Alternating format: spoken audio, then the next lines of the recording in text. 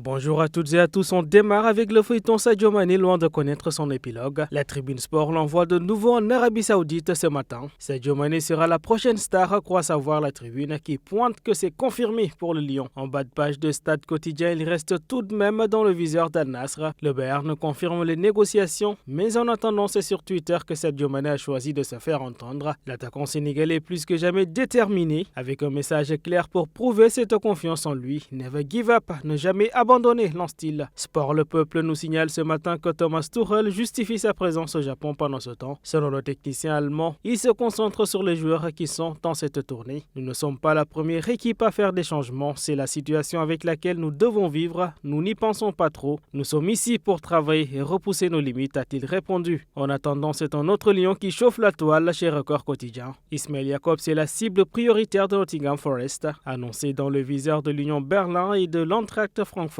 Ismail Jakobs pourrait atterrir en Angleterre, nous dit-on. En effet, selon les informations du journaliste Fabrizio Romano, l'international sénégalais est proche de rejoindre Nottingham Forest. Le joueur de 23 ans serait d'accord de rejoindre la Premier League et disposerait déjà d'un accord contractuel avec le club anglais. Chez nos confrères de Rewmi Sport, CHD qui a encore fait parler de lui. Et oui, Habib Diallo est bouillant dans cette pré-saison, note le journal au papier noir. C'est un triplé pour le Lion de la Teranga. Habib Diallo fait également la une de Stade Quotidien, mais cette fois-ci en compagnie de Boulaye Dia. Après Jackson et Ismaël Assar sur les flancs, quoi de neuf pour Boulaye et Habib, s'interroge le quotidien sportif. Habib rêve de la Premier League, c'est sûr, d'après Stade Quotidien, mais pour Boulaye Dia, la Salernitana réclame 26 milliards. On termine à présent par la saga Kylian Mbappé avec le PSG et Sport Le Peuple. Écarté du groupe, Mbappé envisage une plainte contre le Paris Saint-Germain. De l'amour à la haine, il n'y a qu'un pas selon nos confrères, ou plutôt qu'un coup de crayon en ce qui concerne Kylian Mbappé et le Paris Saint-Germain. En effet, le Français refuse de prolonger son bail dans la capitale jusqu'en 2025. Le joueur de 24 ans l'a signifié en prêtant sa plume pour écrire une lettre au PSG le 12 juin dernier. Une missive que les dirigeants franciliens n'ont pas appréciée. Ils estiment avoir été trahis par KM7 et pensent qu'il a même déjà trouvé un accord avec le Real Madrid. En attendant, le clan Mbappé étudie ses moyens de contre-attaquer. Où va finir donc toute cette histoire? Laissez votre avis dans les commentaires. En attendant, c'est tout pour aujourd'hui. À bientôt dans d'autres aventures.